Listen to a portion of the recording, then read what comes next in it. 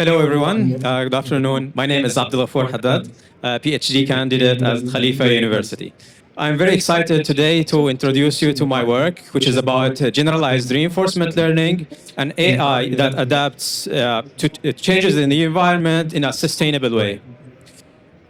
You probably heard about reinforcement learning. It is a subset of machine learning where robots or AI agents learn how to do tasks on their own without any teaching from our side.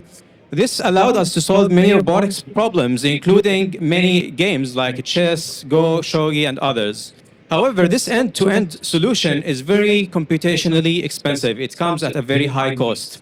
So for our environment, it is training a complex AI model like a large language model consumes as much as 60 households, US households for an entire year. It's not only bad for the carbon footprint, but also we have a scarcity in computational resources. If we use our computational resources to train AI agents for each task and for each changes in the parameters, we will not have more computational resources left to perform training for other tasks and for other applications. So how can we use our human knowledge that we accumulated over centuries in order to enhance the training process of these robots? How can we inject our knowledge in this training loop? We usually teach babies, but let's learn something from babies today. So how babies learn is that by having some assistance, some support from the mother, for example, some feedback from the mother. In 2022, one of the top leaders in machine learning research envisioned how the human can perform, or how the machine can perform artificial general intelligence, AGI, by having a connection between many blocks which we can divide and we can put together. So it takes input from the human in order to organize such thing. It's not just end-to-end, put the model and let it learn on its own.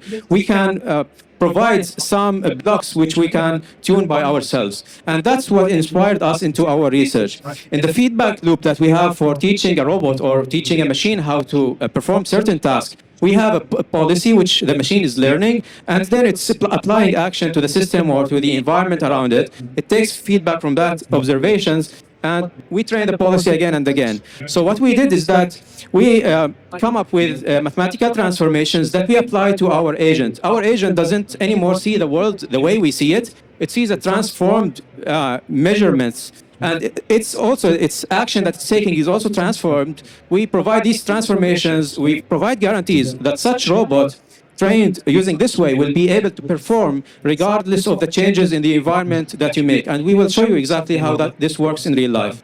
We also are not using single policy, but we are using an ensemble of policies. You can think about it as what we do in our lives. Like we have a council, many people cast their votes, and we come up with some decision which is most likely better than individual decisions.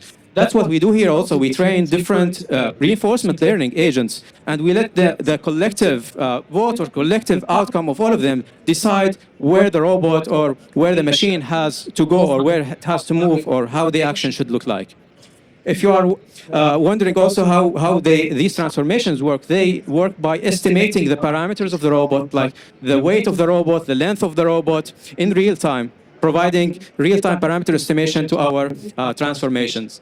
In our lab at Khalifa University, we did here experiments with a quadrotor carrying a slang load. We start with 0.5 meter of this slang load. We can achieve exactly the same target positioning using our method to the right side of this screen. And you can see that it works not just by 10%, 20% increase in the length. We can even increase it to 1 meter, which is double of the initial length. You can think about a human walking on their legs, and then you put stilts on their legs, the long pillars, and the human can immediately walk. That's what happens here. Doesn't need to be retrained again. It's one training which does that. Here we just perform a small application where we have a key, just a small key attached to this slang load.